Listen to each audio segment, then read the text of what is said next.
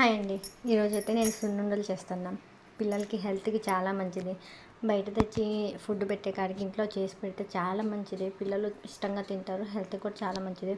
నేను ఒకసారి 3 kgs 4 kgs ఇలా మినప్పప్పు మంచిగా వాష్ చేసేసుకొని ఎండబెట్టేసుకొని గోల్డెన్ బ్రౌన్ వచ్చే వరకు ఫ్రై చేసి పౌడర్ చేసేసుకొని మంచిగా ఒక టిఫిన్ బాక్స్లో వేసేసి దానిపైన పేపర్ వేసేసి ఫ్రిడ్జ్లో పెట్టుకుంటాను. ఎప్పుడు కావాలంటే అప్పుడు పిల్లలకి తీసేసి లడ్డూలు చేసిస్తాను. దాంట్లో అన్ని డ్రై ఫ్రూట్స్ కూడా మళ్ళీ చేసేటప్పుడు అన్ని నెయ్యిలో ఫ్రై చేసేసుకొని ఆ తర్వాత లడ్డూలు అయితే చేస్తాను. చాలా టేస్టీగా ఉంటాయి. ఈరోజైతే నేను ఒక 1/2 కేజీ అంత పిండితో లడ్డూలు చేస్తున్నా. 1/2 కేజీ అయితే ఇంకా డ్రై ఫ్రూట్స్ అవటం వల్ల బెల్లం వేయటం వల్ల అది 75 గ్రామ్స్ అయితే అవుతుంది. ఫస్ట్ అయితే గోందని అయితే మంచిగా ఫ్రై చేసేసుకోవాలి. గోంద అనేది చాలా మంచిది హెల్త్కి, బోన్స్కి. ఇది లడ్డూలు చేసేటప్పుడు అయితే నేను ఖచ్చితంగా వేస్తాను. ఆ తర్వాత వచ్చేసి పూల్ మకానా ఫ్రై చేసేసుకున్న తర్వాత బాదం పప్పు, జీడిపప్పు, వాల్నట్స్, పిస్తా, పుచ్చగింజలు, ఆ తర్వాత వీటి పేరైతే నాకు తెలీదు. అవి కూడా వేసేసి మంచిగా ఫ్రై చేసేస్తా స్లో ఫ్లేమ్లో 5 to 10 minutes. అవి వేగిన తర్వాత చల్లారిన తర్వాత ఒక మిక్సీ జార్ అయితే తీసుకొని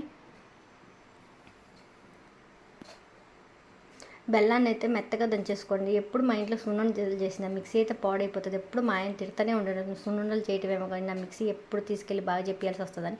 అందుకే నేను ఈసారి మెత్తగా బెల్లాన్ని అయితే దంచి పక్కన పెట్టేసుకున్నాను. ఫస్ట్ అయితే గోందు, ఆ తర్వాత పూల్ మకాన మిక్సీ పట్టండి. అవి ఫస్ట్ ఆ తర్వాత అన్ని డ్రై ఫ్రూట్స్ వేసేసి మెత్తగా మిక్సీ పట్టండి. అచ్చం డ్రై ఫ్రూట్స్ అవటం వల్ల మెత్తగా కావట్లేదు. అందుకని ఈ ఫ్రై చేసుకున్న మినప్పప్పు పౌడర్ కొంచెం వేసేసి మెత్తగా పౌడర్ చేసి పక్కన ఒక ప్లేట్లోకి అయితే తీసేసుకున్నాను. ఆ తర్వాత మళ్ళీ మినప్పప్పు వేసేసుకుని అచ్చం బెల్లం వేసేస్తే మిక్సీ పాడవుతుంది.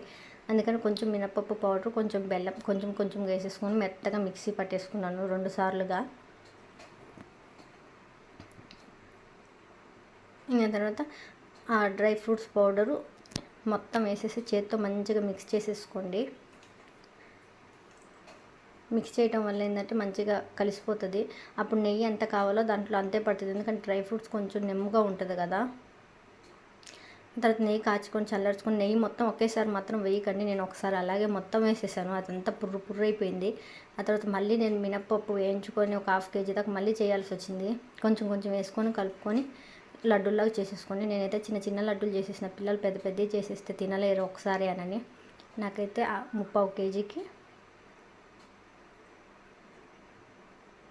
ఒక 20 నుంచి 30 లడ్డూలు దాకా. నచ్చితే ప్లీజ్ సబ్స్క్రైబ్ అయితే చేసుకోండి. బాయ్ అండి.